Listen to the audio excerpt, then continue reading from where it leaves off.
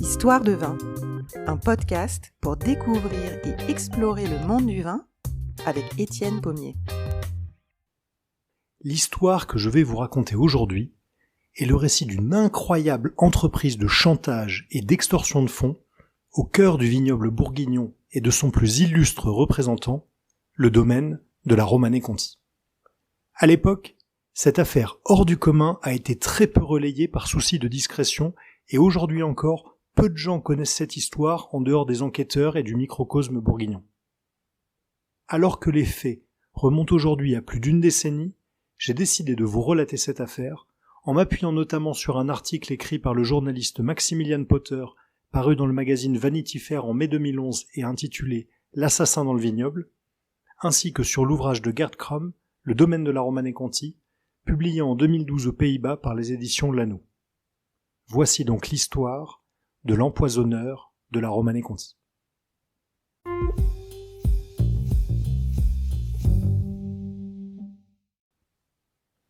Il fait un froid glacial à Vaune-Romanée en ce début du mois de janvier de l'année 2010, et dans un ciel d'hiver sans nuages, une lune blafarde éclaire à peine un paysage endormi sous une fine couche de neige. De la ceinture boisée qui domine le village sur le coteau, une silhouette émerge à la lisière de la forêt et descend la faible pente entre les rangs de vignes couvertes de givre et comme décharnées par les rigueurs de l'hiver. Tout autour, le vignoble s'étend à perte de vue, à peine interrompu par une jachère ou quelques chemins à peine visibles sous le manteau blanc. La forme sombre arrive bientôt au pied du coteau, près du bourg fait de vieilles maisons en pierre à toit de bardeaux, serrées autour de la petite église comme pour se réchauffer. Il n'y a pas un bruit, ni âme qui vive dans le village. L'inconnu avance d'un pas lent mais décidé, faisant craquer la neige sous ses pieds, mu par une volonté implacable et déterminé à accomplir son dessein. Il s'arrête devant une parcelle ceinte d'un muret, surmontée d'une vieille croix en pierre et portant une plaque de métal rouge sur laquelle on peut lire « Vous êtes très nombreux à vous rendre en ce lieu et nous le comprenons. Nous vous demandons cependant de rester sur la route et en aucun cas de ne pénétrer dans la vigne. Merci de votre compréhension. » Au pied de la croix, il s'agenouille comme pour prier, à l'instar des œnophiles du monde entier qui depuis des décennies viennent en ce lieu comme en pèlerinage pour voir, rêver et se recueillir devant cette vigne mythique, presque sacrée de la Côte d'Or. Mais l'homme n'est pas là pour prier, et s'il porte la main à son front, c'est pour y allumer une lampe qui éclaire aussitôt son souffle blanc dans la nuit glaciale. Il pénètre dans la parcelle, se penche sur un pied de vigne, sort de son sac une perceuse sans fil et commence à forer dans un vieux cep. Le froid de la nuit étouffe le bruit du moteur électrique, et une fois sa première victime percée de part en part, il s'attaque à un deuxième pied quelques pas plus loin. Puis, il sort une seringue remplie d'un liquide verdâtre et la vide dans les orifices qu'il vient de creuser dans les deux sarments. Il range sa seringue et son outil, éteint la lampe frontale et remonte silencieusement vers la forêt où il disparaît sous les arbres. Derrière lui, il ne laisse que quelques empreintes de pas dans la neige et la Romanée-Conti profanée et meurtrie. Connu de tous les œnophiles, le nom de la Romanée-Conti, à lui seul, reflète déjà la personnalité du cru. On y entend la féminité, l'élégance, mais aussi des échos de notre histoire, de l'Ancien Régime jusqu'à aujourd'hui. Ce jardin de 1,814 hectares, clos d'un muret orné de la célèbre croix, est la parcelle de vigne la plus fameuse de la planète, aujourd'hui classée, avec les climats de Bourgogne, au patrimoine mondial de l'humanité, au même titre que le château de Versailles ou la Statue de la Liberté.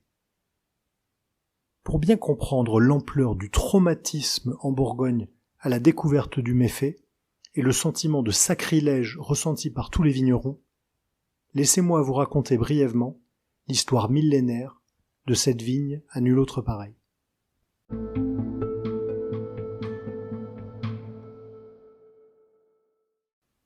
Notre récit commence au début du XIIe siècle, quand le duc de Bourgogne Hugues II donne à l'abbaye de Saint-Vivant la terre inculte de Flagey et de Vaune en bois et en champs. À cette époque, une véritable concurrence fait rage entre les deux principaux ordres monastiques de la région, qui se disputent la suprématie religieuse sur la Bourgogne, Cîteaux et Cluny. Les cisterciens exploitent déjà la vigne dans les parcelles qui deviendront le Clos Vougeot, le Musigny ou les Échezeaux. Aussi, quand les moines de Saint-Vivant, qui dépendent de Cluny, reçoivent des terres à Vaudnes, ils s'emploient immédiatement à travailler le sol pour y cultiver la vigne et supplanter leurs voisins. Cette rivalité va pousser les moines à étudier avec précision les sols et l'ensoleillement pour identifier et délimiter les parcelles les plus intéressantes pour la viticulture. Et il faut bien reconnaître que ce travail minutieux a été accompli au fil des siècles avec une rigoureuse exactitude, car les meilleurs climats du Moyen-Âge sont les grands crus d'aujourd'hui. Parmi ces climats, terme employé en Bourgogne pour définir un cru et toutes ses caractéristiques, le clou de Saint-Vivant. En 1477, sous le règne de Louis XI, la Bourgogne revient à la couronne de France, et les vins du Beaunois sont déjà révérés à cette époque. Comme le rappelle l'historien Roger Dion, ils sont au vin ce que le pape est aux hommes. Une partie du clou de Saint-Vivant, appelé Cros des Clous, est cédée par l'abbaye au XVIe siècle et finit par échoir entre les mains de la famille Cronenbourg en 1631. C'est à cette époque que la vigne change de nom pour devenir la Romanée. Mais c'est Louis-François de Bourbon, prince de Conti, qui lui donnera ses lettres de noblesse. Ce prince du sang est un cousin de Louis XV, qui s'illustrera dans les nombreuses guerres menées par le royaume, ainsi qu'à la tête du secret du roi, véritable service d'espionnage privé du souverain, qui comptera notamment parmi ses agents le célèbre chevalier d'Éon. En 1760, il acquiert la parcelle pour plus de 90 000 livres et meurt en 1776, cédant à son fils la célèbre vigne. Mais la Révolution arrive bientôt, et le 22 septembre 1793, en pleine terreur, et alors que le citoyen Louis-François-Joseph de Bourbon est emprisonné à Marseille, les révolutionnaires font de cette vigne un bien national. Il est d'ailleurs intéressant de noter que ce sont ces mêmes révolutionnaires qui vont lui donner son nom de Romanée Conti, et qu'ils sont parfaitement conscients de la valeur et du prestige de ce vignoble exceptionnel. Dans un rapport d'évaluation daté du 24 décembre 1794, ils écrivent « Nous ne pouvons pas cacher que le vin de la Romanée est le meilleur de toute la Côte d'Or. Nous ne pouvons même pas nier que la Romanée est le plus beau de tous les vignobles de la République française. C'est un baume pour les vieux, les faibles et les malades. Il redonne la vie aux mourants. » Après quelques péripéties, la Romanée Conti est vendue à Jules Ouvrard en 1819, puis à nouveau en 1869 à un négociant en vin de Centenay nommé Jacques-Marie Duvaux, qui épousera Gabrielle Sophie Blocher, la fille d'un vigneron, d'où le nom de Duvaux-Blocher, que porte aujourd'hui la seule cuvée premier cru du domaine. Les familles de Vilaine et Chambon en sont les héritières directes, et en 1911, Edmond Gaudin de Vilaine est nommé co-gérant du domaine avec son beau-frère Jacques Chambon. En 1942, le négociant Henri Leroy rachète les parts de la famille Chambon et prend la codirection du domaine avec Edmond de Vilaine, puis son fils Henri. Les deux Henri vont redresser le domaine qui avait beaucoup souffert de la guerre à l'instar de tout le vignoble bourguignon, et leurs enfants Marcel Bise-Leroy, dit Lalou, et Aubert de Vilaine leur succéderont en 1974. Au milieu des années 80, une équipe entièrement renouvelée va insuffler un nouvel élan au domaine. Et à partir de 1985, des progrès spectaculaires vont encore accroître la qualité des vins du domaine, et notamment de la Romanée Conti, qui acquiert un statut presque mythique. À tel point que lorsque la société japonaise Takashiyama rachète en 1991 les parts de négoce de la Maison Leroy, le gouvernement français intervient et se déclare ouvertement opposé à la vente de parts de la Romanée Conti, alors qu'il n'en a jamais été question. Aujourd'hui, la Romanée Conti est considérée comme le plus grand vin du monde, régulièrement acclamé par la critique, et les quelques 6000 bouteilles produites se négocient entre 10 et 15 000 euros pour les amateurs les plus fortunés et les meilleures tables de la planète. Aussi, quand Aubert de Vilaine ouvre son courrier en ce début de janvier 2010, pour y découvrir un plan détaillé de la parcelle, accompagné d'une lettre d'un certain Martin qui menace de s'en prendre aux vignes, il ne peut pas y croire et pense à une mauvaise blague. Dans la longue histoire bourguignonne, il y avait déjà eu des épisodes de jalousie ou de règlement de compte, mais jamais quelqu'un n'avait attaqué les vignes comme si les querelles humaines n'avaient pas leur place au milieu de ces ceps enracinés si profondément au cœur du terroir et de l'âme bourguignonne. Mais quand une seconde missive, accompagnée d'un tube en carton contenant le même plan que la première fois, mais avec 2 pieds de vigne entourés en rouge au milieu de la parcelle, son inquiétude grandit. Dans sa lettre, le maître chanteur avertit que 82 ceps ont déjà été attaqués et que ceux encerclés de rouge sur le schéma sont déjà morts, mais que le domaine pourra encore sauver les 80 autres avec un antidote sous réserve qu'il paye une rançon d'1 million d'euros. Abasourdi par cette seconde lettre du corbeau et réalisant à la vigne que des pieds ont bien été mutilés, Aubert de Villaine doit se rendre à l'évidence et avertir les autorités. On a voulu empoisonner la Romanée-Conti.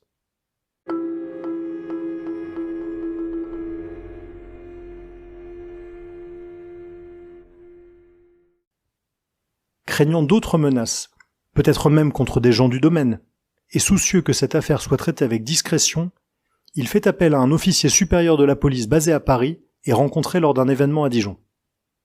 En Bourgogne, l'information aurait tôt fait de fuiter et la rumeur qui pourrait se répandre sur une possible contamination de la Romanée-Conti ne manquerait pas d'affoler le monde du vin. Comme avait commenté Jeannine Gros, figure des vignerons de la côte et ancienne maire de Vaune-Romanée, vin et poison sont 2 mots qui n'ont pas leur place dans la même phrase. Les policiers commencent par arracher l'un des 2 ceps et le soumettre à des expertises qui révèlent qu'il a bien été injecté avec du désherbant, tout en laissant l'autre cep sur place pour voir. Néanmoins, si les 80 autres pieds de vigne ont bien été forés à l'aide d'une perceuse, ils n'ont pas été empoisonnés. Donc, le maître chanteur est aussi un empoisonneur, mais cette partie tout au moins était du bluff. En observant avec attention le dessin fait avec précision et dont les lignes correspondent parfaitement aux délimitations de la parcelle, De Villaine se rend compte que la Romanée-Conti a certainement été ciblée depuis longtemps et très probablement par quelqu'un du métier. Des termes comme décavaillonnage ou démontage apparaissant dans la seconde missive ne sont connus que des gens de l'art. Donc, Martin est un homme qui connaît la vigne, peut-être un ancien ouvrier viticole. Les enquêteurs demandent à Aubert de Villaine de ne pas céder tout de suite aux demandes de rançon, mais de laisser une note dans la vigne à l'intention du criminel pour convenir d'un rendez-vous. Dans sa lettre, le vigneron explique qu'il va lui falloir du temps pour réunir le conseil d'administration du domaine et rassembler la somme exigée. Aussi demande-t-il quelques jours de délai. Quelques jours plus tard, une 3e lettre, presque cordiale, le remercie d'accepter de payer et fixe le rendez-vous à 11h du soir, le lundi 22 février, devant les grilles du cimetière de Chambol-Musigny. Or, De Villaine a déjà un voyage prévu aux États-Unis cette semaine-là, et les policiers lui recommandent de ne pas modifier ses plans pour ne pas éveiller les soupçons du maître chanteur. Il suggère que Jean-Charles Cuvelier, qui a déjà déposé la première lettre du 4 février, serve à nouveau d'intermédiaire pour déposer la rançon. Un ancien instituteur reconverti dans le monde du vin, cet homme jovial est le bras droit d'Aubert de Villaine au domaine depuis 1993, et il accepte avec anxiété de jouer les courriers une 2e fois. En cette froide nuit de février 2010, il se rend donc au village voisin de Chambol-Musigny, qui compte à peine 600 âmes, et se dirige vers le cimetière à la sortie du village. Les pierres tombales recouvertes de givre et le silence glacial seulement interrompu par le grincement des grilles en fer forgé donnent à la scène une atmosphère angoissante. Mais les enquêteurs qui ont briefé Cuvelier à Dijon quelques heures auparavant l'ont prévenu. Ils seront une 12aine de policiers armés, dissimulés autour du cimetière, et ils garderont les yeux sur lui tout le temps. Le sac contient un émetteur GPS et des faux billets. Au moyen d'une oreillette, les policiers le guident pas à pas au moment où il pénètre dans le cimetière, la respiration haletante et le cœur battant à tout rompre. Il dépose le sac dans un pot de fleurs comme convenu et repart vers sa voiture. Quelques minutes plus tard, une silhouette se dessine dans la nuit et se glisse à travers les grilles du cimetière pour s'emparer du sac. Les policiers sortent de leur cachette et se saisissent de l'individu sur le chemin de la gare à 200 mètres du cimetière. 30 minutes plus tard, la police prévient Jean-Charles Cuvelier, qui s'empresse de transmettre la nouvelle à Aubert de Villaine. On l'a eu.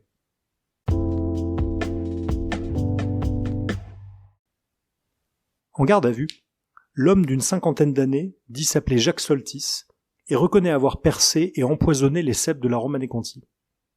Mais les enquêteurs découvrent que le Grand Cru de Beaune n'était pas sa seule cible. À partir du tampon postal du premier colis envoyé par le criminel, il remonte jusqu'à la boîte d'où il a été expédié et réalise, en visionnant les images de vidéosurveillance, qu'un deuxième colis a été envoyé en même temps. C'est là qu'il découvre que Jean-Luc Pépin du domaine Comte-Georges de Vaugué, propriétaire des 2/3 du célèbre Grand Cru Le Musigny à Chambolle, a lui aussi reçu des lettres de menaces lui réclamant quelque 300 000 € et que 2 de ses pieds de vigne ont également été empoisonnés. L'enquête révèle que Soltis, originaire du département de la Marne, connaît effectivement le travail de la vigne pour avoir été inscrit adolescent au lycée viticole de Beaune avant de s'en faire exclure pour des problèmes de discipline. Fils de vigneron champenois modeste, Soltis est tombé très jeune dans la petite délinquance, mais à la lecture de son dossier, les policiers se rendent compte qu'ils ont affaire à un véritable criminel. Plusieurs braquages, une tentative de kidnapping et même des coups de feu échangés avec la police qui lui ont valu une balle dans le thorax. Condamné à 20 ans de prison, il bénéficie d'une libération conditionnelle après plus d'une décennie derrière les barreaux. À sa sortie, Soltis a déjà décidé qu'un moyen moins risqué de gagner de l'argent serait d'extorquer les vignerons en les soumettant à un chantage à l'empoisonnement. En retraçant ses pas, les enquêteurs découvrent une cachette dans les bois au-dessus du village. Depuis des semaines, l'homme se cachait dans une cabane installée dans un grand trou creusé à même le sol de la forêt, recouvert de branchages et d'un filet tissé de feuilles pour le dissimuler aux yeux de tous. Le camouflage a d'ailleurs bien marché, car les policiers passeront en hélicoptère au-dessus de la cachette plusieurs fois sans s'apercevoir du subterfuge. Dans la cabane, on retrouve un duvet, un réchaud à gaz, une tenue d'ouvrier agricole, une lampe frontale, une perceuse sans fil, des seringues, plusieurs litres du désherbant Roundup et un pistolet. L'enquête révèle aussi que Soltis n'a pas agi seul et qu'il a convaincu son fils, moyennant la promesse de 300 000 €, d'être son complice. On apprendra d'ailleurs que son père l'avait mis au courant de son idée d'extorsion près de 10 ans auparavant et que Cédric Soltis avait mis à profit le temps de sa détention pour faire des essais en Champagne et dans le Bordelais et se faire la main avant de mettre leur plan à exécution. Il perçait les pieds de vigne, y insérait un fil électrique et rebouchait le trou avec du mastic. En tout, son père et lui auraient attaqué près de 1500 pieds de vigne dans plusieurs parcelles.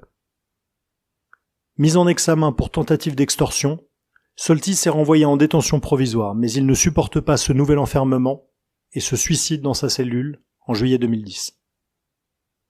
Placé sous contrôle judiciaire au printemps 2010 dans l'attente de son procès, Cédric Soltis s'avère un garçon intellectuellement limité et très certainement manipulé par son père, qui ne l'exonère d'ailleurs pas dans la lettre retrouvée à ses pieds le jour de son décès.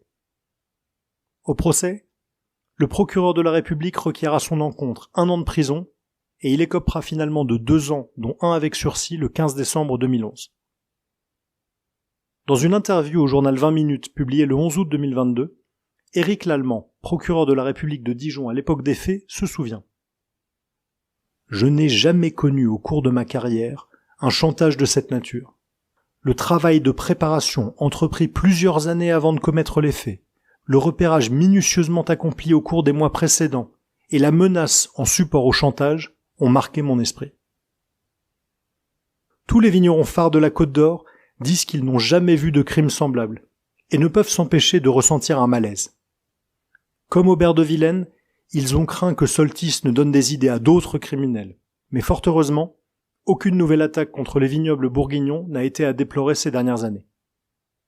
Pour remercier les enquêteurs au retour de son séjour aux États-Unis, Aubert de Vilaine les invite au domaine et débouche quelques bouteilles de Vosne Romanée premier cru du Vaublocher 2006, ainsi qu'une bouteille de Romanée-Conti 1961 pour porter un toast à leur travail.